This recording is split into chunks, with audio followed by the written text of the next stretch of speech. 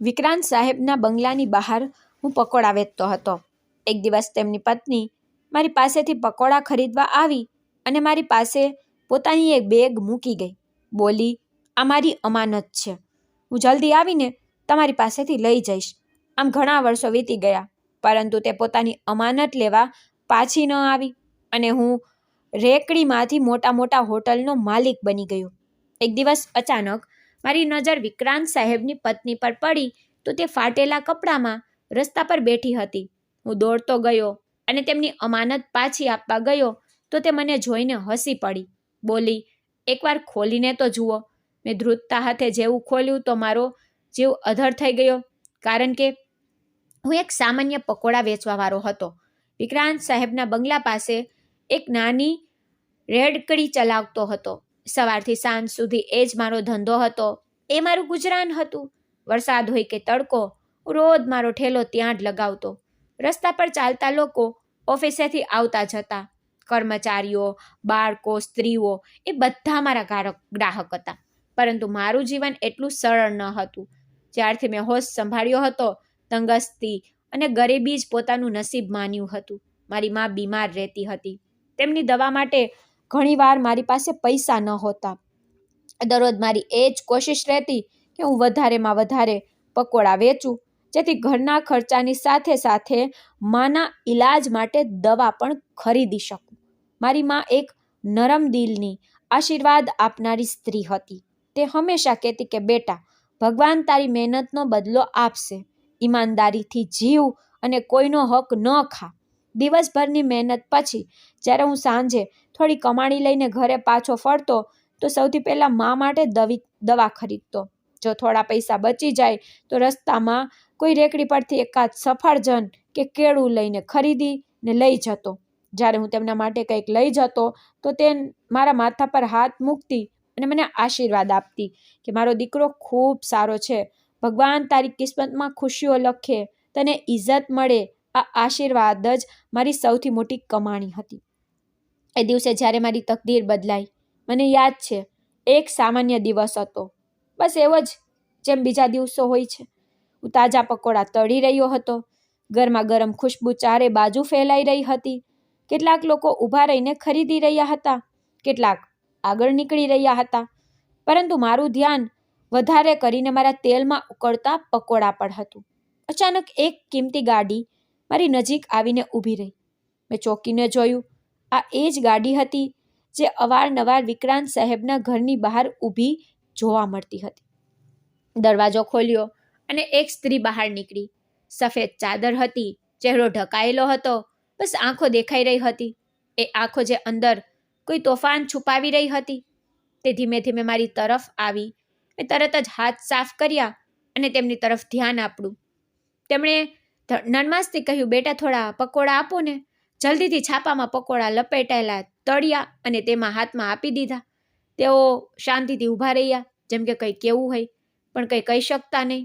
પછી અચાનક જ તેમણે એક નાની કાળી ચામડાની બેગ ઠેલા પર મૂકી અને ધીમા સ્વરે બોલ્યા, આ મારા માટે ખૂબ કિંમતી છે. તેને અમાનત તરીકે રાખી લો. હું જલ્દી આવીને લઈ જઈશ. મેં નવાઈથી તેમની તરફ જોયું. મેડમજી, આ તો તમારો સામાન છે. મારી પાસે તેમણે હાથ ઊંચો કરીને મને રોકી દીધો. બસ રાખી લે, હું પાછી આવી જઈશ. જલ્દી. મેં તેમના સ્વરમાં એક વિચિત્ર લાચારી જોઈ, જેમ કે કોઈ મજબૂર માણસ છેલ્લા સહારાની હોય. મેં કંઈ ન કહ્યું. ઉપાડ્યું, મારા ઠેલાના એક ખૂણામાં મૂકી દીધું. તેઓ જલ્દીથી પાછા ફર્યા, ગાડીમાં બેઠા, પાછા ચાલ્યા ગયા. એ દિવસ તો જતો રહ્યો.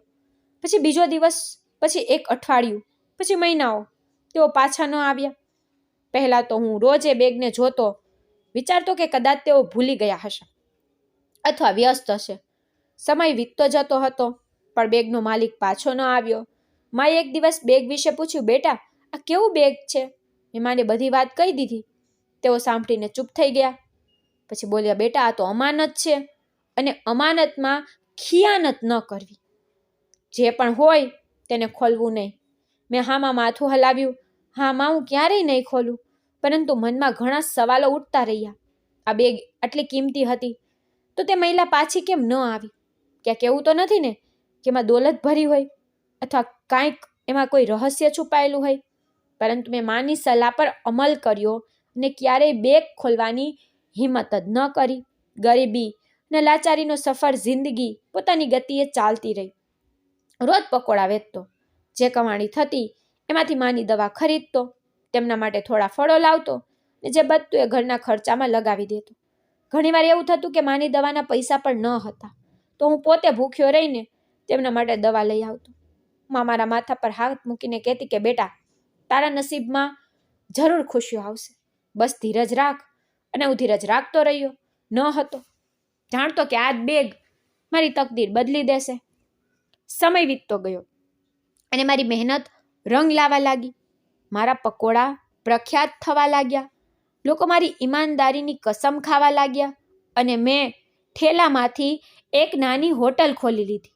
હું દિવસ રાત મહેનત કરતો અને એ જ માની પ્રાર્થનાઓ મારી સફળતાની સીડીઓ બનતી ગઈ.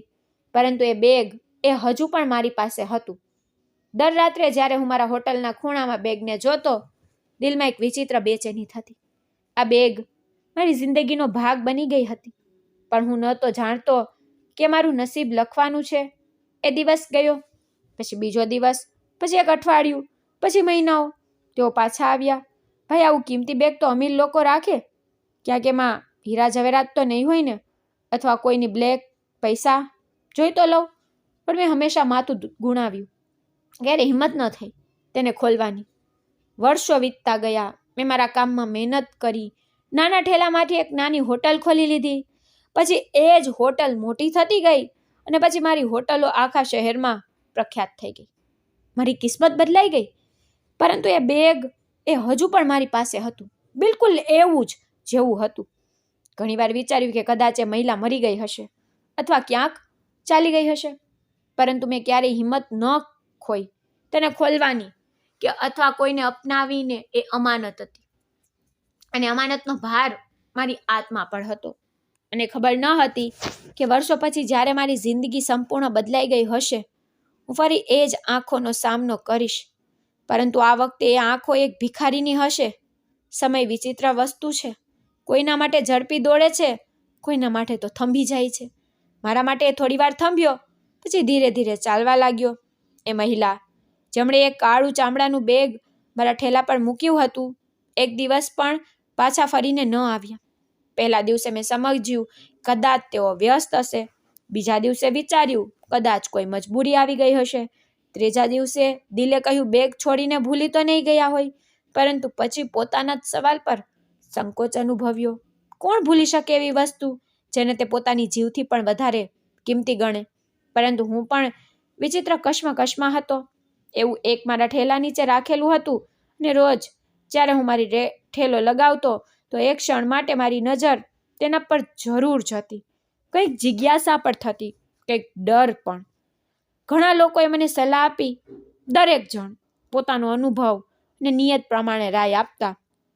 ભાઈ, આ તો તારી કિસ્મત છે, કોઈ અમીર જાદીનો ખજાનો છે, ખોલ અને જો, કદાચ જિંદગી બદલાઈ જાય તારી. કેટલાય લોકોએ હસીને કહ્યું, યાર તું તો બસ પકોડા વેચવા વાળો છે, કિસ્મત તને એક મોકો આપ્યો છે, તેને વેડફીશ નહીં. પરંતુ હું દરેક વાત તે માથું ઝટકી દેતો. આ અમાનત છે, હું તેને હાથ પણ નહીં લગાવી શકું. પરંતુ શું મારા દિલ ખરેખર શાંત હતું? દિવસ તો વ્યસ્તમાં પસાર થઈ જતો હતો, પરંતુ જ્યારે રાત આવતી બધા થાક હાર માનીને સૂઈ જતા. હોટલોની રોશનીઓ બુઝાઈ જતી, ગલીઓ સુમસાન થઈ જતી. ત્યારે અમારા દિલમાં વિચિત્ર બેચેની પેદા થઈ જતી. ક્યારેક હું વિચારતો ક્યાંક એવું તો નથી ને કે આ બેગમાં ખૂબ મોટી દોલત છુપાયેલી હોય. ક્યારેક ખ્યાલ આવતો ક્યાંક આ કોઈ ગુનાનું રહસ્ય તો નથી ને. અને ક્યારેક જ્યારે દિલમાં ડર સરસરાટ કરવા લાગતો તો હું ધ્રુજી જતો.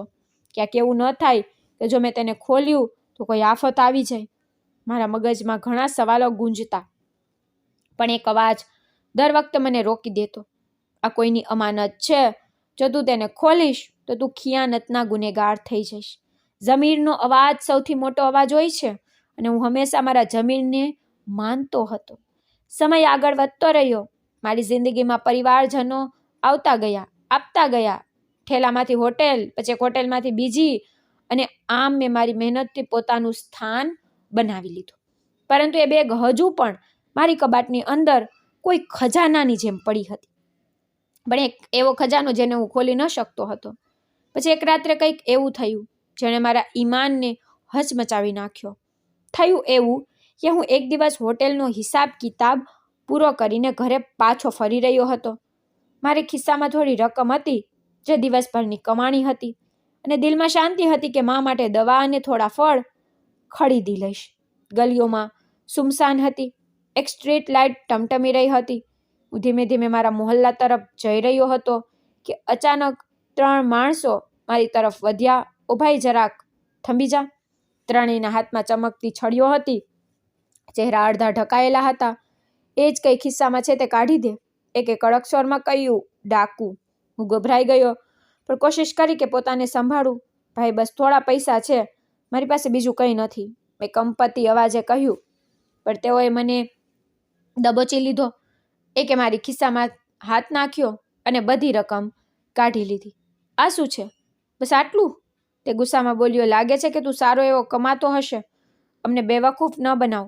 મારી પાસે કંઈક નથી," મેં સખ્ત સ્વરમાં કહ્યું. એક ડાકુએ મને ધક્કો માર્યો. હું જમીન પર પડી ગયો. મારા હાથ છીલાઈ ગયા, કપડાં પર માટી લાગી ગઈ. ત્યારે જ અચાનક મને બેગ યાદ આવ્યું. જો હું એ બેગ મારી સાથે લાવી રહ્યો હોત તો આજે આ લોકોને જાણે શું કરી દેત. કદાચ મને જીવથી પણ ખતમ કરી નાખત. આ વિચારીને મારા અંદર ડરની એક લહેર દોડી ગઈ, પણ સાથે એ જ વિશ્વાસ પણ પાકો થઈ ગયો કે મેં સાચો નિર્ણય કર્યો હતો. આ બેગ ખોલવું અથવા કોઈ બીજાને આપવું મારા માટે ખતરાથી ખાલી ન હતું. એ જ દરમિયાન એક તરફથી પોલીસની ગાડીનું સાયરન વાગ્યું. ડાકુઓ ગભરાઈ ગયા અને જલ્દીથી અંધારી ગલીમાં ભાગી ગયા. હું જમીન પર પડેલો હાંફી રહ્યો હતો. મારો શ્વાસ તેજ હતો, દિલ ધડકી રહ્યું હતું. મેં પોતાને સંભાળ્યો અને ધીમે ધીમે ઉઠ્યો. પોલીસની ગાડી આગળ વધીને ઊભી રહી. એક સિપાહી ઉતર્યો અને મારી તરફ આવ્યો. "શું થયું ભાઈ, બધું ઠીક છે?" મેં માથું હલાવ્યું. "હા, પણ ડાકુઓ પૈસા લઈ ગયા. આ વિસ્તાર રાત્રે ખતરનાક થઈ જાય છે, સાવધાન રહેજો."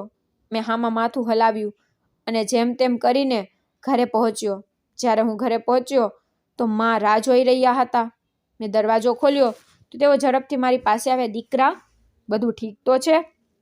મેં હસીને તેમને તસલ્લી આપી. "હા માં, બધું બરાબર છે. બસ કેટલાક લોકો રસ્તામાં મળી ગયા હતા, પણ કોઈ મોટી વાત નથી થઈ." માએ મારા ચહેરાને ધ્યાનથી જોયો, પછી મારા ઘાયલ હાથને જોયા. તેમની આંખો ભીની થઈ ગઈ. માને તો ખબર પણ ન હતી કે હું કઈ કશ્મકશમાંથી પસાર થઈ રહ્યો છું, પણ તેઓ હંમેશા એ જ આશીર્વાદ આપતા કે હું અમાનતમાં ખિયાનત ન કરું. એ રાત મારી જિંદગીનો એક પાઠ બની ગયો. હું સમજી ગયો કે કેટલીક વાર જે વસ્તુ આપણી પાસે આવે છે તે આપણા નસીબની પરીક્ષા પણ હોઈ શકે છે. આ બે કદાચ મારી તકદીર બદલી શકતી હતી, પણ જો મેં તેને ખોટી રીતે ખોલ્યું હોત તો કદાચ તે મારી બરબાદીનું કારણ પણ બની શકત. મેં તેને મારી કબાટમાં બધું ઊંડાઈમાં રાખી દીધું, જ્યાં કોઈની નજર ના પડે. સમય વીતતો ગયો. દિવસ રાત મહેનત કરતો રહ્યો. હોટલની પ્રગતિ થતી ગઈ. જિંદગીમાં ખુશહાલી આવતી ગઈ. પણ એ બેગ, એ હજુ પણ મારી પાસે હતું, બિલકુલ એવું જ જેવું હતું, સમયની ધૂળથી ઢંકાયેલું, પણ સુરક્ષિત. મારા કર્મચારીઓ, મારા નજીકના દોસ્તો બધા હેરાન થતા. "યાર, આટલા વર્ષો થઈ ગયા, હવે તો એ મેડમ ક્યારેય નહીં આવે. છોડો, એ ખોલો ને." પણ હું ન માન્યો. એ એક ખામોશ રહસ્ય બની ગયું જેને ફક્ત હું જ જાણતો હતો. ઘણીવાર દિલમાં સવાલ ઉઠતો, શું એ મહિલા જીવતી પણ હશે? ક્યાંક એવું તો નથી કે તેઓ કોઈ દુર્ઘટનાનો શિકાર થઈ ગયા હોય? ક્યાંક તેમના પર કોઈ આફત તો નથી આવી ગઈ? મેં ઘણીવાર વિક્રાંત સાહેબના ઘરની સામેથી પસાર થયો, પરંતુ એ જગ્યા પણ બદલાઈ ચૂકી હતી. મને ત્યાં નવા લોકો જોવા મળ્યા. ત્યારે વિચાર્યું કે જઈને પૂછું, પરંતુ પછી રોકાઈ ગયો કે મારો હક ન હતો.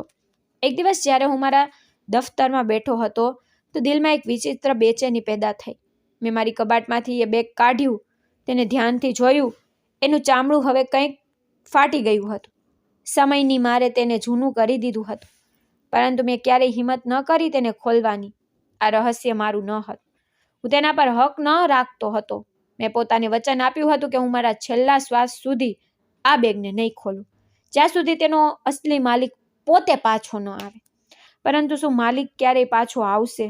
આ સવાલ પણ મારા મગજમાં દરરોજ ફરતો અને પછી હું તેને ખંખેરી નાખતો.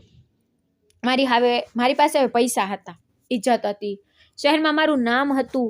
લોકો હવે મારી પકોડાવાળો નહીં પરંતુ એક સફર હોટેલ ચીનનો માલિક કહેતા હતા. પરંતુ હું ભૂલી ન શક્યો કે દરેક સફળતા છતાંય બેગ મારી જિંદગીની સૌથી કિંમતી રહસ્ય હતી. પછી એક દિવસ વર્ષો બાદ અચાનક મારી નજર એ સ્ત્રી પર પડી જ ગઈ.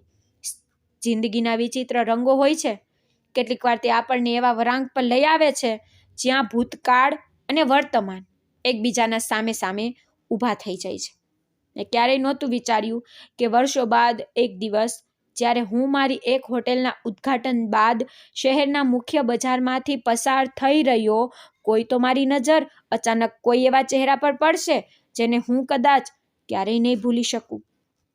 આ એક સામાન્ય દિવસ હતો, પણ કિસ્મતે તેને અસામાન્ય બનાવી દીધો હતો. હું શહેરની મધ્યમાં મારી ગાડીમાં બેઠો હતો, સિગ્નલ પર ઊભો હતો. રસ્તા ઉપર ગાડીઓનો શોર, દુકાનદારોના અવાજો અને ફેરિયાઓનો પુકારવાનો અવાજ નિયમ મુજબ ગુંજી રહ્યા હતા. હું આજે ખુશ હતો. જિંદગીએ મને ક્યાંથી ક્યાં પહોંચાડી દીધો હતો. મેં મહેનત કરી, ઇજ્જત કમાણી કરી, ગરીબીને હરાવી અને આજે શહેરની મોટી હોટલોમાંથી એકનું ઉદ્ઘાટન કરીને પાછો ફરી રહ્યો હતો. પણ મને શું ખબર હતી કે આ દિવસ મારા અંદરના શાંતિને હંમેશા માટે વેર વિખેર કરી રહ્યો છે. એક ક્ષણ જ્યારે બધું થંભી ગયું, ગાડીમાં બેઠા બેઠા હું આસપાસનું નિરીક્ષણ કરી રહ્યો હતો કે અચાનક મારી નજર રસ્તાના કિનારે બેઠેલી એક સ્ત્રી પર જઈને ચોંટી ગઈ. મારા હાથમાં સ્ટેરિંગ પર સખ્તાઈથી જામી ગયા. ફાટેલા જૂના કપડાં, દૂરથી ખરડાયેલા વાળ, કરચલીઓથી ભરેલો ચહેરો અને એ જ આંખો જે મેં વર્ષો પહેલા મારી ઠેલા પાસે ઊભેલી જોઈ હતી. આ વિક્રાંત સાહેબના પત્ની હતા. હું શ્વાસ લેવાનું ભૂલી ગયો. આ એ સ્ત્રી હતી જે ક્યારેક મોંઘા પોશાકમાં કિંમતી ઝવેરાતોથી સજેલી ખુશ્બુઓમાં લપેટેલી રહેતી હતી, જેના માથા પર ક્યારેય પરેશાનીની એક કરટલી પણ ન હતી. આવી આજે એ જ સ્ત્રી ઉઘારા પગે મેલી ચાદરમાં લપેટાયેલી ધૂળવાળા ચહેરા સાથે રસ્તા પર બેઠી હતી. તેમની નજર વગેરે હેતુ ખાલી જગ્યાઓમાં ઘૂરી રહ્યું હતું, જેમ કે તે પોતાની ઓળખ આપવાની કોશિશ કરી રહી હોય. સત થઈ ગયો, જેમ મારી આંખો સામે કોઈ ભયાનક સપનું ચાલી રહ્યું હોય. આ કેવી રીતે શક્ય હતું? એ અહીં આ હાલતમાં કેમ બેઠી હતી? વિક્રાંત સાહેબે તેની સાથે શું કર્યું? શું તે ખરેખર જીવતી હતી કે માત્ર ખાલી શ્વાસ લેતી લાશ? મારી આંખો સામે એક ક્ષણ ઘૂમી ગયો જ્યારે વર્ષો પહેલા તેણે એક કાળું ચામડાનું બેગ મારા હવાલે કર્યું હતું અને કહ્યું હતું કે આ ખૂબ કિંમતી છે, તેને સાચવીને રાખજો. હું જલ્દી પાછી આવીશ. પણ તેઓ ક્યારેય પાછા જ ન આવ્યા. અને આજે જ્યારે તેઓ પાછા મળ્યા તો આવી હાલતમાં, એક એવી ચીજ જે સંભળાય નહીં. મારા કાનમાં કેટલાક અવાજો ગૂંજવા લાગ્યા. આ આસપાસના લોકોની વાતો ન હતી, પરંતુ મારા અંદર ક્યાંક કંઈક ચીસ પાડી રહ્યું હતું. શું તે સાચું કર્યું? વર્ષો સુધી તે બેગની હિફાજત કરતો રહ્યો, પણ તેની હિફાજત ન કરી જે તેનો અસલી માલિક હતો. શું તે કોશિશ કરી? શું તે તેને શોધ્યો કે તો બસ ઇંતજારમાં રહ્યો કે એક દિવસ તે પોતે આવીને કહેશે કે બેટા, મારી અમાનત આપી દે? મારા અંદર એક તોફાન ઉઠી રહ્યું હતું. મારા પોતાના જમીનની ચીસો મને હચમચાવી રહી હતી. એ જ ક્ષણે મને મારી માની છેલ્લી રાત યાદ આવી. એ રાત જ્યારે તેઓ ખૂબ કમજોર થઈ ગયા હતા, જ્યારે હું તેમનો હાથ પકડીને બેઠો હતો.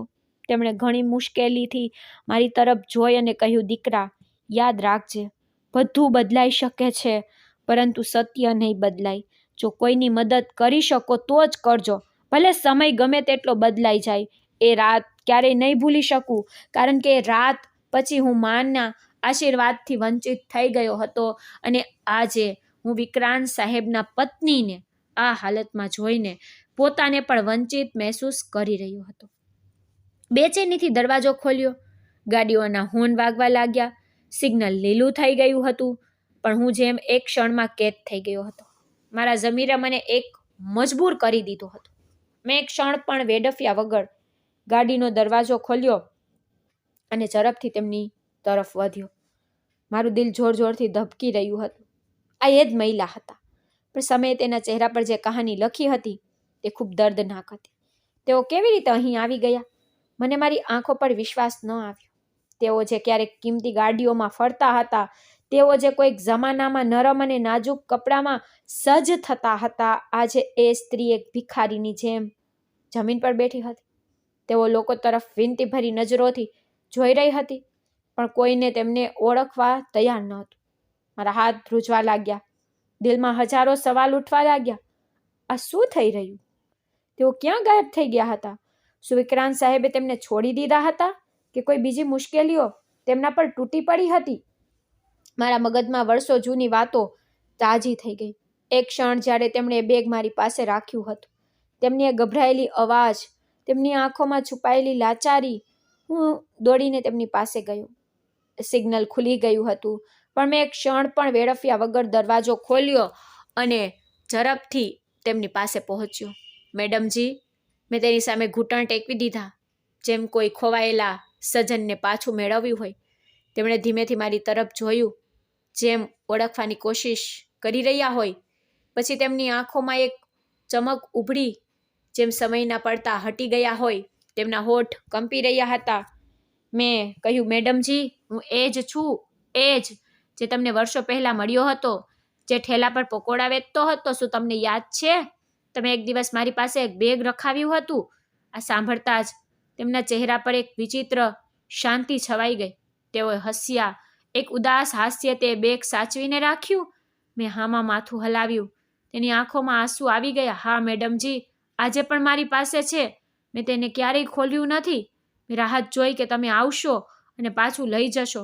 તેઓ ધીમે ધીમે બોલ્યા, એમ દરેક શબ્દ સાથે કોઈ જૂની યાદ, કોઈ ઘા છલકારી હોય. મારી દુનિયા બદલાઈ ગઈ બેટા. વિક્રાંતે મને છોડી દીધી. મારી પાસે બધું હતું, પણ જ્યારે બધું લૂંટાઈ ગયું તો મારી પાસે કંઈ પણ ન બચ્યું. હું અહીં છું, પણ ક્યાંયની નથી રહી. તેમના શબ્દો મારા હૃદયને ચીરી રહ્યા હતા. કેમ એવું થયું? તેમણે માથું ઝુકાવી દીધું. એ બેગ જે તમારી પાસે રાખ્યું હતું, એ મારી છેલ્લી આશા હતી, પણ હું તેને લેવા પાછી ન આવી શકી. વિક્રાંતને ખબર પડી ગઈ હતી કે મારી પાસે છે, અને તેણે મારાથી બધું છીનવી લીધું. હું બેસહારા થઈ ગઈ. રસ્તાઓ પર આવી ગઈ. કોઈ મને ઓળખતું પણ નથી. હું ધ્રુજી ગયો. આ કેવો ખેલ હતો તકદીરનો! મારા માટે હવે કોઈ સમય વેડફવો એવો શબ્દ ન હતો. મેડમજી, મારા સાથે ચાલો. હું તમને તમારી અમાનત પાછી આપું. તેમણે થાકેલા સ્વરમાં કહ્યું. હવે અમાનત કેવી બેટા, જ્યારે બધું ખતમ થઈ ગયું છે? પણ મેં જીદ કરી, નહીં, જે વસ્તુ તમારી હતી તે તમને પાછી મળશે, ગમે તે થાય. હું તેમને મારી ગાડીમાં બેસાડીને મારા દફતરમાં લઈ આવ્યો. તેઓ શાંત બેસી રહ્યા, જેમ વર્ષોની તકલીફ તેની આત્માને ઊંડી થઈ ગઈ હોય. મેં જલ્દીથી કબાટ ખોલી અને એ બેગ કાઢ્યો, જે વર્ષોથી મારી જિંદગીનો ભાગ બની ગયું હતું. મારા હાથ ધ્રુજી રહ્યા હતા. મેં એ જ જૂનું ધૂળથી ખરડાયેલું કાળું ચામડાનું બેગ સામે રાખ્યું. હાલો મેડમજી, તમારી અમાનત. તેમણે બેગને જોયું, જેમ કોઈ ખોવાયેલી વસ્તુ ફરીથી મળી ગઈ હોય. પછી તેમણે મારી તરફ જોયું. આંખોમાં વિચિત્ર રોશની હતી. એકવાર ખોલીને તો જો દીકરા. અને પછી મારા હાથ પરસેવાથી ભીના થઈ ગયા હતા. મેં ધ્રુજતા હાથે જીપ ખોલી. જેવી બેગનું મોઢું ખોલ્યું, એક ક્ષણ માટે મને લાગ્યું કે મારો સ્વાદ રૂંધાઈ ગયો છે. કાળજું મોંમાં આવી ગયું. એક વિચિત્ર ઠંડી લહેર મારા શરીરમાં પ્રવેશી ગઈ. આ એક ક્ષણ હતી જેનાથી હું વર્ષોથી બચતો આવ્યો હતો. એ રહસ્ય જેને મેં ક્યારેય જાણવાની કોશિશ નહોતી કરી, આજે પોતે મારી સામે ખુલવાનું હતું. અને જેવી મેં અંદર જોયું, મારા દિલના ધબકારા થંભી ગયા. બેગની અંદર કેટલાક જૂના કાગળો, થોડા ખસ્તા હાલ દસ્તાવેજો અને એક નાનું લોખંડનું બોક્સ પડ્યું હતું. પણ જે વસ્તુ સૌથી દરદદાર હતી તે એક જૂનું લોહીથી ખરડાયેલું કપડું, જેના પર સમયની ધૂળ જામેલી હતી. મને શ્વાસ રૂંધાઈ ગયું. આ શું છે? મેં ધ્રુજતી અવાજે પૂછ્યું. તે સ્ત્રી, જેનું નામ રંબા હતું, શાંત બેસી રહ્યા, જેમ તેમની રૂહ ક્યાંક દૂર જતી રહી હોય. પછી તેમણે ધીમેથી માથું ઊંચું કર્યું. તેમની આંખોમાં એક એવો દર્દ હતો જે મેં પહેલાં ક્યારેય નહોતું જોયું. અમારા દીકરાનું લોહી છે બેટા. આ સાંભળીને હું સતબત થઈ ગયો. મારા દીકરાનું? મેં હેરાનગીથી રિપીટ કર્યું. વિક્રાંત સાહેબ તો કોઈ દીકરો ન હતો. તેઓ એક ઊંડો શ્વાસ લઈને બોલ્યા, નહીં, આ એ જ હકીકત છે જે દુનિયાથી છુપાવવામાં આવી હતી. વિક્રાંતે મારા ગર્ભવતી જન્મ લેનાર મારા જીગરને ખતમ કરી નાખ્યો. મારા શરીરમાં સનસની દોડી ગઈ. શું હું મુશ્કેલીથી બોલી શક્યો? તેમણે કામ કરતા હાથથી બેગમાંથી એક જૂનો કાગળ કાઢ્યો અને મારા હાથમાં આપી દીધો. મેં જલ્દીથી તેને વાંચવાનું શરૂ કર્યું. આ એક જૂનો મેડિકલ રિપોર્ટ હતો, જેમાં એક બાળકના જન્મનો ઉલ્લેખ હતો, પણ બાળકનું નામ ગાયબ હતું. પછી તેમણે બીજો કાગળ કાઢ્યો, એક પોલીસ રિપોર્ટ, જે ક્યારેય નોંધાઈ શક્યો ન હતો. અમારા દીકરાનો મોતનો રિપોર્ટ હતો, પણ વિક્રાંતે પોતાના પ્રભાવથી આ રિપોર્ટ દબાવી દીધો. કેવી રીતે થયું? આ બધું મેં પોતાને સાંભળ્યું અને ધીમેથી પૂછ્યું, મેડમ મને બધું જાણવા માંગુ છું કે આ બધું કેવી રીતે થયું? તેઓ જેમ ઘણા વર્ષો પાછળ ચાલ્યા ગયા. હું એક અમીર પરિવારથી સંબંધ ધરાવતી હતી. મારા માતા પિતાનું નિધન થઈ ચૂક્યું હતું અને હું મારા પહેલા પતિ સાથે સુખી જીવન જીવી રહી હતી. તેઓ એક ઈમાનદાર અને શરીફ વ્યક્તિ હતા, જે મને સાચો પ્રેમ કરતા હતા. પણ કિસ્મતને કંઈક બીજું જ મંજૂર હતું. મારા પતિનું રહસ્યમય અકસ્માતમાં નિધન થઈ ગયું અને હું એકલી રહી ગઈ. મારા નાના દીકરા સાથે, જેને હું મારા જીવનથી પણ વધારે ચાહતી હતી. મારા પતિએ પોતાની તમામ દોલત, જમીન જાયદાદ પોતાના દીકરાને નામે કરી હતી અને જ્યાં સુધી મારો દીકરો મોટો ન થાય, હું એક દોલતની રક્ષક હતી. એક ક્ષણ હતી જ્યારે વિક્રાંત અમારી જિંદગીમાં આવ્યો. વિક્રાંતે મારા દુઃખમાં મને સહારો આપ્યો, મારી એકલતાનો ફાયદો ઉઠાવ્યો, મારી ઇજ્જત, મારી દોલત અને મારા વિશ્વાસને જીતવાની પૂરી કોશિશ કરી. પણ તેનો હેતુ પ્રેમ ન હતો, તેનો હેતુ મારી દોલત હતો. વિક્રાંતે મારી સાથે લગ્ન કરી લીધા, પણ હકીકતમાં તે મારા દિલનો નહીં, પણ મારા બેંકનો એકાઉન્ટનો માલિક બનવા માંગતો હતો. પહેલાં તો બધું ઠીક લાગ્યું. તે મારો ખ્યાલ રાખતો, મારું દુઃખ વહેંચતો અને મારા હમસફળ બનવાનો નાટક કરતો રહ્યો. પણ વિક્રાંતના ધીરજનો પ્યાલો એ દિવસે છલકાઈ ગયો જ્યારે તેને ખબર પડી કે મારી તમામ દોલત મારા દીકરાના નામે છે. તે એક ક્ષણમાં બદલાઈ ગયો. તેની આંખોમાં જે નરમાશ હતી તે ખતમ થઈ ગઈ. હવે ત્યાં લાલચ હતી, ગુસ્સો હતો, એક ષડયંત્ર હતું. પહેલા દિવસથી જ વિક્રાંત મારા દીકરાને પસંદ નહોતો કરતો, પણ મેં તેને અવગણ્યો. વિચાર્યું કે કદાચ તે સમય સાથે બદલાઈ જશે.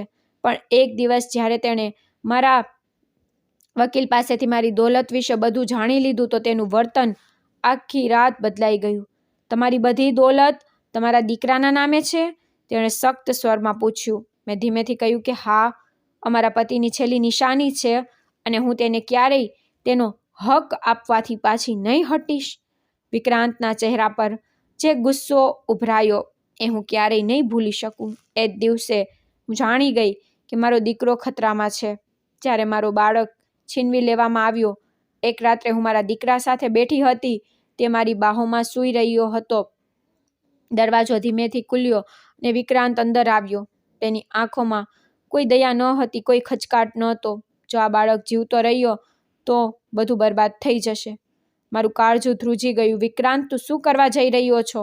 મેં ચીસો પાડીને કહ્યું. પણ તેરે મારા દીકરાને મારાથી છીનવી લીધું. મારી દુનિયા ઉજળી ગઈ. આગલી સવારે વિક્રાંત મારી પાસે આવ્યો અને તેને ચહેરો ઠંડો, બેફિકર અને ક્રૂર હતો. તમારો દીકરો ખતમ થઈ ગયો, એટલા સામાન્ય શબ્દોમાં, જેમ કે આ કોઈ સામાન્ય વાત હોય. મારી આંખો આગળ અંધારું છવાઈ ગયું. હું ચીસો પાડી દિવાલો સાથે માથું અથડાવા લાગી. પણ તે ઊભો રહ્યો, જેમ કે હું એક તમાશો, જેમ કે આ બધું પહેલેથી જ નક્કી હતું. જ્યારે મેં બધું ખોઈ દીધું, પણ એક વસ્તુ બચાવી. હું જાણતી હતી કે મારી જિંદગી તો ખતમ થઈ ચૂકી છે, પણ હું વિક્રાંતને સજા આપવા માંગતી હતી. મેં મારી છેલ્લી તાકાત ભેગી કરી અને એ તમામ દસ્તાવેજો, વકીલના કાગળો અને પુરાવા, જે મારા દીકરાના નામે જમીન જાયદાદ સાબિત કરી શકે, મેં એક બેગમાં રાખ્યા. એ જ એ કાળું ચામડાનું બેગ હતું. મને ખબર હતી કે વિક્રાંત મારા પર પણ હાથ ઉપાડશે. તે મને પણ ખતમ કરી દેશે, જેથી કોઈ તેની સાથે ઊભું ન થઈ શકે. એટલા માટે મેં એ બેગ છુપાવી દીધી અને જીવ બચાવીને ભાગી ગઈ. જ્યારે મેં એક અજાણી વ્યક્તિ પર ભરોસો કર્યો અને ત્યારે મેં તમને જોયા. એક સાદા, ઈમાનદાર વ્યક્તિ જે પોતાની જિંદગીની રોટલી કમાવા માટે દિવસ રાત મહેનત કરી રહ્યા હતા. મેં તમારા ઉપર ભરોસો કર્યો. મેં કાળું બેગ તમને આપી દીધું અને કહ્યું કે આ મારા માટે ખૂબ કિંમતી છે, તેને સાચવીને રાખો. હું જલ્દી પાછી આવીશ અને પછી હું દ્રશ્યમાંથી ગાયબ થઈ ગઈ, કારણ કે વિક્રાંતથી મને મારો જીવનો ખતરો હતો. જ્યારે હું મારી અમાનત લેવા આવી પણ ખૂબ મોડું થઈ ગયું હતું. હવે હું અહીં છું, વર્ષો પછી ફૂટપાથ પર બેસીને ટુકડા વીણવા પણ મજબૂર. અને વિક્રાંત હજુ પણ પોતાની દોલતના નશામાં ચૂર, તાકાતના નશામાં મદહોશ એક સફળ માણસ બનીને બેઠો છે. પણ હવે બધું બદલવાનું છે, કારણ કે તમે એ અમાનત સાચવીને રાખી છે. હવે સમય આવી ગયો છે કે વિક્રાંતને તેના જુલમનો હિસાબ આપવામાં આવે. મારું દિલ જોર જોરથી ધબકવા લાગ્યું. આ બેગમાં ત્યારે છુપાવ્યું જ્યારે મેં લોહીથી ખરડાયેલા કપડાં જોયા હતા અને દસ્તાવેજો સાચવ્યા હતા, જેથી કોઈ દિવસ જો હું જીવિત રહું તો દુનિયાને આ સાચું જણાવી શકું. પછી તમે મારી પાસે બેગ રાખીને કેમ ચાલ્યા ગયા? મેં સવાલ કર્યો, કારણ કે વિક્રાંતને ખબર પડી ગઈ હતી કે મારી પાસે સબૂત છે. તે મને મારવા માંગતો હતો, મને ખતમ કરવા માંગતો હતો. મેં કોઈક રીતે એ બેગ કાઢ્યું અને તેને તમારી પાસે રાખી દીધું, કારણ કે હું જાણતી હતી કે તમે એક ઈમાનદાર વ્યક્તિ છો અને તમે તેની સુરક્ષા કરશો. અને પછી હું પોતાને બચાવવામાં ભાગતી રહી, છુપતી રહી અને આંખને બધું ખોઈ દીધું. હવે શું થશે? હું સદબદ બેઠો હતો. મેડમજી, હવે શું કરશો? તેમણે માથું ઊંચું કર્યું અને તેમની આંખોમાં એક નવી રોશની હતી. બદલો કે ઇન્સાફ? હવે હું એક કરીશ જે મારે વર્ષો પહેલા કરાવી લેવું જોઈએ. આ સબૂતને લઈને વિક્રાંતને બેનકાબ કરીશ. પણ હું જાણતો હતો કે આ કામ એટલું સરળ નહીં હોય. વિક્રાંત સાહેબ એક ખૂબ મોટી વ્યક્તિ હતા, શક્તિશાળી અને પ્રભાવશાળી. જો આ રહસ્ય ખુલ્યું તો ઘણું બરબાદ થઈ શકે છે. મારી સામે એક નિર્ણય હતો. શું હું આ લડાઈમાં તેમનો સાથ આપું? શું વિક્રાંત જેવા માણસ વિરુદ્ધ ઊભો થઈ જાઉં, કે હું શાંત રહીને મારી સફળ જિંદગીનો આનંદ માણું? મારા અંદર કશ્મકશ છવાઈ ગઈ હતી. બેગનું રહસ્ય તો ખુલી ગયું હતું અને મારી સામે એક ભયાનક હકીકત પડી હતી. વિક્રાંત સાહેબે પોતાના દીકરાને ખતમ કરી દીધો અને આ પાપના તમામ પુરાવા વર્ષોથી મારી પાસે સુરક્ષિત હતા. મેં ક્યારેય નહોતું વિચાર્યું કે બેગ જે મેં અમાનત સમજીને સાચવ્યું હતું, હકીકતમાં એક એવી કયામતનો સાક્ષી હશે જે માનવતાને હચમચાવી નાખશે. શું વિક્રાંત જેવા માણસ વિરુદ્ધ ઊભો થઈ શકું? શું હું મારી જિંદગીને ખતરામાં નાખીને સચ્ચાઈનો સાથ આપું, કે હું શાંત રહું અને આ મામલો ત્યાં જ છોડી દઉં? મેડમજી મારી તરફ જોયું. તેમની આંખોમાં દર્દ હતું, પણ સાથે જ એક વિનંતી પણ હતી, જેમ કે તેઓ આશા રાખી રહ્યા હોય કે હું તેમને એકલા નહીં રહેવા દઉં. બેટા, તેઓ બોલ્યા, હવે આ નિર્ણય તમારો કરવાનો છે. હું જાણું છું કે વિક્રાંત શક્તિશાળી છે, તે તમને નુકસાન પહોંચાડી શકે છે, પણ હું એ પણ જાણું છું કે તમે એ જ ઈમાનદાર વ્યક્તિ છો જેણે વર્ષો સુધી મારી અમાનતની રક્ષા કરી. મારા શરીરમાં એક ધ્રુજારી દોડી ગઈ. આ નિર્ણય સરળ ન હતો, પણ કદાચ મારા નસીબમાં એ જ લખ્યું હતું. વિક્રાંત સાહેબ માત્ર એક કારોબારી વ્યક્તિ ન હતા, તેઓ એક એવા માણસ હતા જેમના પાછળ રાજનેતાઓ, પોલીસ અને ઘણી શક્તિશાળી લોકો ઊભા હતા.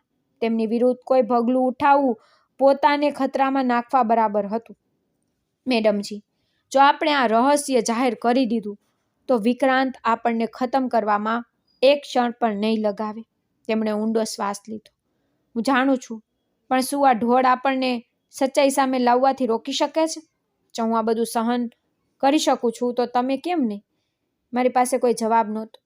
મેં જિંદગીમાં ઘણી મુશ્કેલીઓ જોઈ હતી, ગરીબી જોઈ હતી, લોકોની દગાબાજી પણ જોઈ હતી, પણ આજે જે કશ્મકશ મારા દિલમાં હતી તે સૌથી મોટી હતી. શું મારી સફળતા, મારી ઇજ્જત, મારી જિંદગી દાવ પર લગાવી શકું? હું ચૂપ હતો. તેઓ મને જોઈ રહ્યા હતા, જે મારા અંદરના તોફાનને વાંચી રહ્યા હોય. બેટા, તમે જે પણ નિર્ણય કરો, હું તમારો સાથ આપીશ, પણ યાદ રાખજો, કેટલીક વાર ચૂપ રહેવું સૌથી મોટી ગદ્દારી હોય છે. આ વાક્ય મારા દિલમાં તીરની જેમ લાગ્યું. એ રાત્રે હું સૂઈ ન શક્યો. મારા મગજમાં વારંવાર એક ક્ષણ આવી રહી હતી જ્યારે રંબાએ મારા હાથમાં એ લોહીથી ખરડાયેલું કપડું રાખ્યું હતું, જ્યારે મેં દસ્તાવેજો જોયા હતા જે વિક્રાંતના જુલમની ગવાહી પણ આપી રહ્યા હતા. મેં મારા ભૂતકાળને યાદ કર્યો, એ દિવસ જ્યારે હું માત્ર એક પકોડા વેચવા વાળો હતો અને આજે જ્યારે હું એક સફળ હોટેલ ચેનનો માલિક હતો. જો આ સફળતા મને જુલુમ વિરુદ્ધ અવાજ ઉઠાવવાથી રોકી રહી હતી, તો આવી સફળતાનો શું ફાયદો? મેં મેડમજીને બોલાવ્યા અને તેમની સામે બેસીને કહ્યું કે મેડમજી, મેં નિર્ણય કરી લીધો છે. આપણે વિક્રાંત વિરુદ્ધ ઊભા થઈશું. તેમની આંખોમાં ખુશી અને ડર એકસાથે છલકાઈ રહ્યા હતા. પણ આ સરળ નહીં હોય દીકરા, મને પરવા નથી, મેં મજબૂત સ્વરમાં કહ્યું. જો હું સત્યનો સાથ ન આપી શકું તો આખી જિંદગી ઝમીરનો ભાર ઉઠાવતો રહીશ. મેં અમાનત વર્ષો સુધી સાચવી. હવે સમય આવી ગયો છે કે તેને ત્યાં પહોંચાડું જ્યાં તેનો હક છે. અમને કોઈ એવી વ્યક્તિની જરૂર હતી જે વિક્રાંત વિરુદ્ધ કેસ લડી શકે, પણ એવો વકીલ મળવો સરળ ન હતો. મેં મારા કેટલાક ભરોસાપાત્ર મિત્રો સાથે વાત કરી અને એક એવા વકીલનો પત્તો લગાવ્યો જે જુલ્મ વિરુદ્ધ કેસ લડવામાં પ્રખ્યાત હતો. મેં બેગના તમામ પુરાવા વકીલને આપ્યા અને જ્યારે તેમણે એ દસ્તાવેજો જોયા તો તેના ચહેરા પર પણ નવાઈના ચિહ્નો સ્પષ્ટ થઈ ગયા. આ કેસ જીતવો સરળ નહીં હોય, વકીલે કહ્યું. વિક્રાંત પાસે તાકાત છે, પૈસા છે અને સૌથી ઉપર તે જાણે છે કે પોતાની સચ્ચાઈ કેવી રીતે છુપાવી. અમને પરવા નથી, મેં મજબૂત સ્વરમાં કહ્યું. આ કેસ જીતવો નહીં, પરંતુ ન્યાય આપવા છે. અમે જેવો કેસ દાખલ કરાવ્યો એ જ રાત્રે મારા ઘરની બહાર કાળી ગાડીઓ આવીને ઊભી રહી. મારા સુરક્ષા રક્ષકોએ જણાવ્યું કે કેટલાક લોકો મારા વિશે પૂછી રહ્યા હતા. વિક્રાંતને ખબર થઈ ગઈ હતી. આગલી સવારે મને એક અજાણ્યા નંબર પરથી ફોન આવ્યો. તમારી હિંમત કેવી રીતે થઈ? ફોનના બીજા તરફ એક કડક અવાજ હતો. હું ચૂપ રહ્યો. આજે ખેલ તમે રમી રહ્યા છો તેનું પરિણામ તમને સારી રીતે ખબર હોવી જોઈએ. પૈસા જોઈએ? જણાવો. કેટલી રકમમાં તમે આ કેસ પાછો લેશો? મારું લોહી ઉકળી ઉઠ્યું. મારું કોઈ પણ મૂલ્ય નથી વિક્રાંત સાહેબ. જે સાચું છે તે બધાની સામે આવશે. બીજી તરફ થોડી ક્ષણો માટે શાંતિ છવાઈ ગઈ. પછી એક ધમકી આપવામાં આવી. જો પાછા નહીં ફરો તો તેના પરિણામ માટે તૈયાર રહેજો. ફોન કપાઈ ગયો હતો, પણ હું પાછળ હટવાનો ન હતો. આ વિક્રાંતની પહેલી ચાલ હતી. તે જાણતો હતો કે મેં તેના વિરુદ્ધ એ રહસ્ય જાહેર કરવાનો નિર્ણય કરી લીધો છે અને હવે તે મને રોકવા માટે કોઈ પણ હદ સુધી જઈ શકે છે. પરંતુ મેં નિર્ણય કરી લીધો હતો કે હવે હું કોઈ ધમકીથી ડરવાનો નથી. વિક્રાંત સાહેબની ધમકી મારા કાનમાં ગુંજી રહી હતી. જો પાછા નહીં ફરો તો તેના પરિણામ માટે તૈયાર રહેજો. મારા હાથમાં મોબાઈલ હતો, પણ મારું મગજ કોઈ બીજી જ દુનિયામાં ચાલ્યું ગયું હતું. શું મેં સાચો નિર્ણય કર્યો હતો? શું હું એક એવી જંગમાં કૂદી પડ્યો હતો જેનું પરિણામ તબાહી સિવાય કંઈ ન હતું? પણ બીજા ક્ષણે મારા અંદર એક ગુસ્સાની લહેર દોડી ગઈ. આ એ જ ડર હતો જેના કારણે જુલ્મ કરનાર શક્તિશાળી બની જાય છે અને પીડિતો આખી જિંદગી સહન કરીને પસાર કરે છે. પણ હું શાંતિથી રહી શકતો ન હતો. આગલી સવારે હું વકીલના દફતરમાં પહોંચ્યો. મેડમજી પહેલેથી જ ત્યાં હાજર હતા. તેમના ચહેરા પર થાક હતો, પણ એક આશાનું કિરણ પણ છલકી રહ્યું હતું. શું થયું? વિક્રાંતનો ફોન આવ્યો હતો? તેમણે પૂછ્યું. મેં હામાં માથું હલાવ્યું. તેમણે ધમકી આપી છે કે કેસ પાછો લ્યો, નહીં તો પરિણામ ખરાબ થશે. વકીલે ઊંડો શ્વાસ લીધો. આ તો થવાનું જ હતું. એ માણસ ખતરનાક છે અને તે કોઈ પણ હદ સુધી જઈ શકે છે. તો શું કરીએ?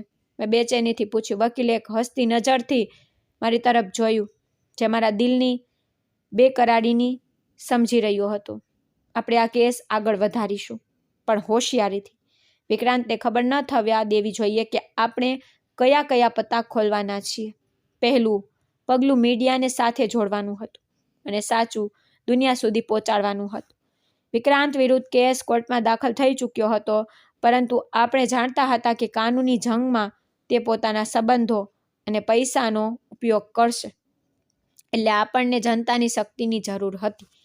અમે એક નામાંકિત પત્રકાર સાથે મુલાકાત કરી જે ભ્રષ્ટાચાર અને જુલ્મ વિરોધ પોતાની બેબાક રિપોર્ટિંગ માટે પ્રખ્યાત હતો. જ્યારે મેં તેને વિક્રાંતની કહાની સંભળાવી, તે નવાઈથી મને જોવા લાગ્યો. શું તમારી પાસે પુરાવા છે? તેણે ગંભીર સ્વરમાં પૂછ્યું. મેડમથી એ લોહીથી ખરડાયેલું કપડું, મેડિકલ રિપોર્ટ્સ અને પોલીસ રિપોર્ટ્સ કાઢીને તેની સામે મૂકી દીધા. આ બધું છે મારી પાસે.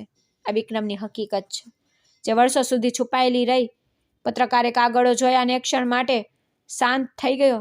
પછી તેણે હસતા હસતા કહ્યું, આ કહાની હું છાપીશ, પણ ત્યારબાદ તમને ઘણો ખતરો થશે. વિક્રાંત માત્ર ધમકીઓ નથી આપતો, તે અમલ પણ કરે છે.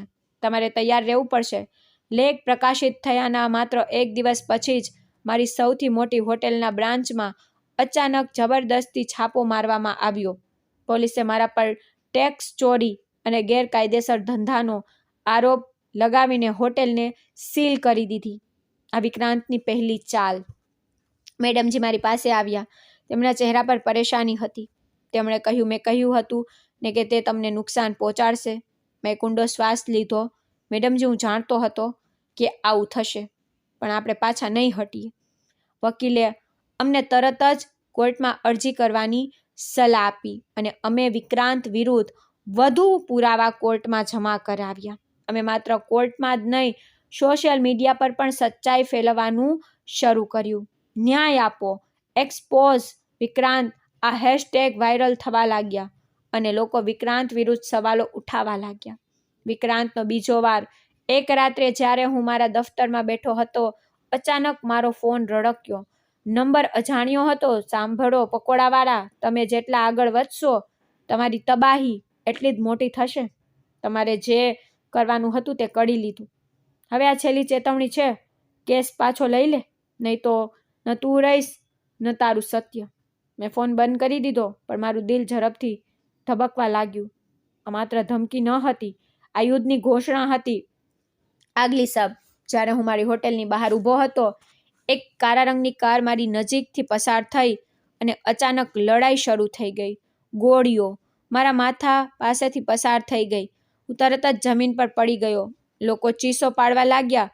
બધું અફડાતફડીમાં બદલાઈ ગયું. આ વિક્રાંતનો સ્પષ્ટ સંદેશ હતો કે મને મારવાનો પ્રયાસ હતો. મારા સુરક્ષા રક્ષકોએ તરત જ મને ગાડીમાં નાખ્યો અને સુરક્ષિત જગ્યાએ લઈ ગયા. મેડમજી આ બધું સાંભળીને ધ્રુજી ગયા. બસ, ઘણું થઈ ગયું. હું કોર્ટમાં જઈને જાતે જુબાની આપીશ. મેં તેમને રોક્યા. મેડમજી, આ ખતરનાક હોઈ શકે છે, પણ હું હવે વધુ શાંત રહી શકું તેમ નથી. બેટા, આ કેસ મેં નહીં, મારા દીકરાએ દાખલ કરાવ્યો હતો, જેને વિક્રાંતે છીનવી લીધો. હવે હું તેની માં હોવાનો હક અદા કરીશ. તેમની આંખોમાં એક એવો જુસ્સો હતો જે મેં પહેલાં ક્યારેય નહોતો જોયો. અમે નિર્ણય કરી લીધો હતો કે અમે હવે પાછળ નહીં હટીએ. વિક્રાંતે જે રમત રમી રહ્યો હતો, એ રમત હવે અમે તેની સામે રમવાના હતા. આ મુકદ્દમાનો ફેસલો કાં તો કોર્ટ કરશે, કાં તો રસ્તાઓ ફેસલો કરશે, પણ અમે હાર નહીં માનીએ. મુકદ્દમો હવે છેલ્લા તબક્કામાં પ્રવેશી ચૂક્યો હતો. વિક્રાંતે મને મિટાવવાની પૂરી કોશિશ કરી હતી. મારી હોટેલો બંધ કરાવી દીધી, ધમકીઓ આપી, અહીં સુધી કે જીવથી ખતમ કરવાની કોશિશ પણ કરી ચૂક્યો. હું અને મેડમજી હવે પાછા હટવાના ન હતા. અમે એ બધું ગુમાવી દીધું હતું જેને ગુમાવવાનો ડર હોય છે. હવે માત્ર એક વસ્તુ બચી હતી, ઇન્સાફ. વિક્રાંત વિરુદ્ધ કેસની પહેલી નિયમિત સુનાવણી થવાની હતી. આ એ મોકો હતો જ્યારે મેડમને કોર્ટમાં ઊભી રહીને પોતાની જુબાની આપવાની હતી. એ 100 વખતે હજે વર્ષોથી દબાવવામાં આવ્યો હતો. તેને બધાની સામે લાવવાનું હતું. કોર્ટની બહાર મીડિયાના કેમેરાઓ, રિપોર્ટ્સ અને લોકોની મોટી સંખ્યા જમા હતી. આ કેસ હવે એક સામાન્ય કેસ રહ્યો ન હતો. આ એક જુલુમની વિરુદ્ધ ઇન્સાફની જંગ બની ગયો હતો. જ્યારે જજે સંભાજીને જુવાની માટે બોલાવ્યા, તમે જોયું કે તેમના પગ થોડા લથડી રહ્યા હતા, પણ આંખોમાં તેજ, દ્રઢ સંકલ્પ હતો. તે કોઈ પહાડથી ઓછો ન હતો. જ્યારે સચ્ચાઈને ઇન્સાફ મળ્યો, વકીલે સવાલ કર્યો, બ્રહ્માજી, શું તમે કોર્ટને જણાવી શકો છો તમારા દીકરા સાથે શું થયું હતું? રંભાજીએ એક ક્ષણ માટે શાંતિ જણાવી. તેમના હાથ ધ્રુજી રહ્યા હતા, પણ આંખોમાં એક દ્રઢ સંકલ્પ હતો. તેમણે વિક્રાંત તરફ જોયું. એ જ વિક્રાંત જે હંમેશા એક શક્તિશાળી અને બેખોફ દેખાતો હતો, આજે પહેલી વાર બેચેન લાગી રહ્યો હતો. પછી રમાજીએ સાચું બોલી દીધું, જે વર્ષોથી દબાવવામાં આવી રહ્યું હતું.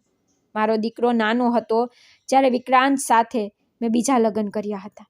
એક દિવસ મારો બાળક મારી ગોદમાં સૂઈ રહ્યો હતો જ્યારે આ ઝાલિમ તેને મારાથી છીનવી ગયો અને તેને ખતમ કરી નાખ્યો, કારણ કે તે નહોતો ઈચ્છતો કે મારી દોલત તેના હાથમાંથી નીકળીને કોઈ બીજા પાસે ચાલી જાય. કોર્ટમાં એક ક્ષણ માટે સન્નાટો છવાઈ ગયો. શું તમારી પાસે તેનો કોઈ પુરાવો છે? જજે ગંભીરતાથી પૂછ્યું. રંભાજીએ એક ક્ષણ માટે મારી તરફ જોયું. મેં આગળ વધીને એક કાળું ચામડાનું બેગ રજૂ કર્યું, જેને મેં વર્ષોથી સાચવીને રાખ્યું હતું. આખું છે જ સાહેબ, આ એ તમામ દસ્તાવેજો છે જે મારા પહેલા પતિએ તૈયાર કરી રાખ્યા હતા.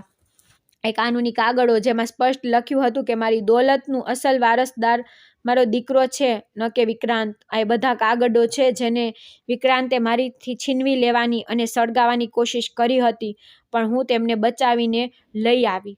કોર્ટમાં ગડગડાટ થવા લાગ્યો. વિક્રાંતના વકીલે તરત જ વાંધો ઉઠાવ્યો. આ જૂઠું છે. આ દસ્તાવેજોનું વિક્રાંતના આમાં રમા સાથે કોઈ સંબંધ નથી. એમાં ક્યાં લખ્યું છે કે વિક્રાંતે તેમના પુત્રને ખતમ કર્યું? રંભાજીએ માથું ઊંચું કર્યું. જો આ જૂઠ છે તો વિક્રાંતે જણાવવાની કોશિશ કરી કે મારો દીકરો ક્યાં છે. તે કેમ અચાનક ગાયબ થઈ ગયો? કેમ કે હું આજે કોર્ટમાં ઊભી છું જ્યારે તેનો અસલી વારસદાર અહીં નથી. જજે વિક્રાંતને ઊંડી નજરથી જોયું, પછી કહ્યું, શું તમારી પાસે તેના વિરુદ્ધ કોઈ વધુ મજબૂત પુરાવા છે? મેડમજી એક ક્ષણ માટે થોંભ્યા. પછી જી પોતાના થાકેલા પણ દ્રઢ સંકલ્પવાળા અવાજમાં બોલ્યા, હા જ સાહેબ, હું આપી શકું છું. મેડમજીએ પોતાની ચાદરમાં હાથ નાખ્યો અને એક જૂનો મોબાઈલ કાઢ્યો, જેની સ્ક્રીન તૂટેલી હતી, પણ તે હજુ પણ કામ કરી રહ્યો હતો. આ એ મોબાઈલ છે જેમાં વિક્રાંતની એ વાતચીત સુરક્ષિત છે જે તેણે મારા દીકરાને મારવાથી પહેલા પોતાના માણસો સાથે કરી હતી. કોર્ટમાં વધુ ગડગડાટ થવા લાગ્યો. વકીલે મોબાઈલ લીધો અને કોર્ટની પરવાનગીથી દોડ્યો ચાલી લાવ્યો. વિક્રાંતનો કડક અવાજ કોર્ટમાં ગુંજ્યો. જો આ છોકરો જીવતો રહ્યો તો મારી બધી દોલત ખતમ થઈ જશે. તે મોટો થશે તો બધું તેના હાથમાં જતું રહેશે. મેં તેની માં સાથે લગ્ન માત્ર દોલત માટે કર્યા હતા, ના કે તેના મનુષ્ય બાળક માટે. તેનું અસ્તિત્વ ખતમ કરવું જરૂરી છે. કોર્ટમાં સનસની ફેલાઈ ગઈ. આ એક પુરાવો હતો જેણે વિક્રાંતના ચહેરા પરથી તાકાત, ઘમંડનો છેલ્લો નકાબ પણ ઉતારી દીધો હતો.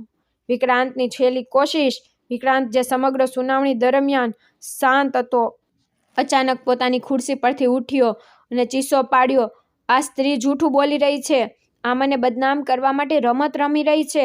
હું કોર્ટને વિનંતી કરું છું કે આ કેસને તરત જ રદ કરી દેવામાં આવે.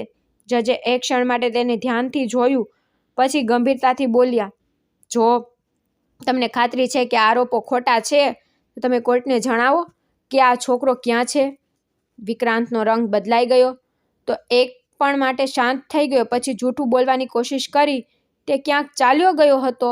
તે ઘરેથી ભાગી ગયો હતો. મેડમજીએ સખ્ત સ્વરમાં કહ્યું, તો પછી જણાવો, એ રાત્રે મારા રૂમમાં આવીને તમે શું કર્યું હતું? લોહીના ધબ્બામાં દીકરાના કપડાં કેમ હતા? જો તે ભાગી ગયો હતો તો મેં તેને પછી ક્યારેય કેમ ના જોયો? જજે એક ક્ષણ માટે માથું ઝંખાવ્યું, પછી ઊંડો શ્વાસ લઈને ફેસલો સંભળાવ્યો. વિક્રાંતને તરત જ કસ્ટડીમાં લેવામાં આવી ગયો અને આ કેસની વધુ તપાસ કરવામાં આવી.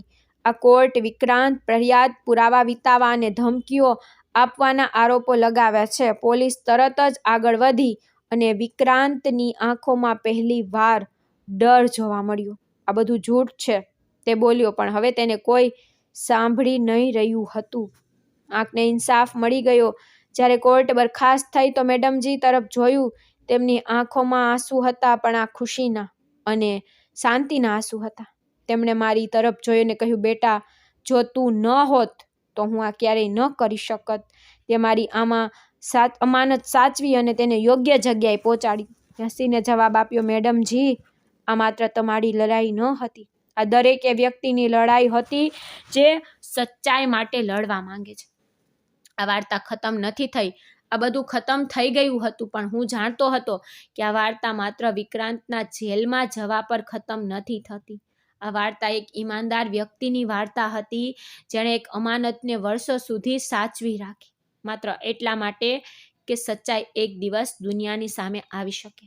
આ વાર્તા એક માની વાર્તા હતી, જેણે પોતાના દીકરા માટે ઇન્સાફ મેળવવા માટે બધું બલિદાન આપી દીધું. અને સૌથી ઉપર આ વાર્તા એ બોધપાઠની હતી કે સચ્ચાઈને દબાવી શકાય છે, પણ હંમેશા માટે નહીં. તો મિત્રો, આ વાર્તા તમને કેવી લાગી? લાઈક, કોમેન્ટ કરીને જરૂરથી જણાવજો અને વધુમાં વધુ તમારા મિત્રો સાથે શેર પણ કરજો. અને આવી જ અવનવી વાર્તા માટે અમારા ચેનલને સબસ્ક્રાઈબ કરજો. ધન્યવાદ.